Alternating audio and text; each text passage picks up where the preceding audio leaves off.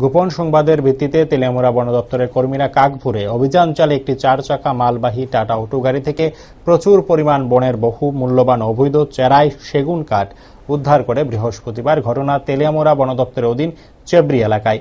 ঘটনার বিবরণে জানা যায়, অবৈধ সেগুন চূড়াই কাঠ বোঝাই TR01AP 1909 নম্বরের একটি টাটা অটো গাড়ি আসছে।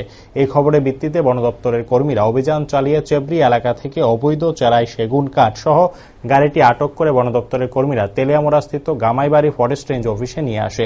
জানা যায়, গাড়িতে থাকা অবৈধ চেরাই সেগুন কাঠ সহ গাড়ির বাজার মূল্য প্রায় আনুমানিক 5.5 থেকে 6 লক্ষাধিক টাকা। এদিকে অবৈধ কাঠ বোঝাই গাড়িতে থাকা চালক ও সহচালক বনকর্মীদের প্রত্যক্ষ করে পালিয়ে যেতে সক্ষম হয়, এমনটাই তেলিয়ামুড়া বন দপ্তর অফিস সূত্রের খবর। সকালবেলা আমরা একটা খবর পাইছিলাম, এই খবরে মাল নাকি আজকে চুরাই মাল আগরতলার দিকে ট্রানজিট হতে পারে। এই পারপাসে আমরা সকাল থেকেই আমদেশে বয়ে আসলাম।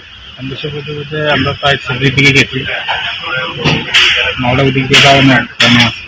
আমরা ওখানে আমদেশে বয়ে আসলাম, তখন আমরা প্রায় 11:30 নাগাদ দেখি গাড়িটা গাড়িটা মুখোমুখি করে দাঁড়া করাইলাম, মুখোমুখি করে।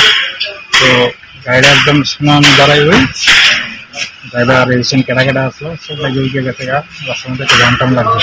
গাড়িটা কোনো মতো আমরা সাইড করে আই না, ওখানে ফিক্স করলাম, ফিক্স করে আমরা অফিসে নিয়ে এলাম। কোন জায়গা ফিক্স করছেন? চেবরি এরিয়া। কাঠের বাজার মূল্য কিরকম? আনুমানিক 50,000 টাকার মতো হবে। গাড়ি তো নতুন, আবার গাড়ি প্রায় 5 লাখ টাকার মতো হবে, 6 লাখ টাকা। এটা আমরাও তদন্ত চালাইতেছি, আমরা দেখতেছি যে মালটা তো আমরা এরিয়ার না, তারপরে আমরা দেখতেছি মাল এরিয়ার হোক আর নাই হোক, মালটা আসাটা একটা চিন্তাজনক। আমরা দেখতেছি, আমরা সম্পূর্ণ এই দেখাতেই আমরা এতক্ষণে এই 4-5 দিনের মধ্যে প্রায় 5-6টা গাড়ি আমরা ফিক্স করলাম জোরালোভাবেই।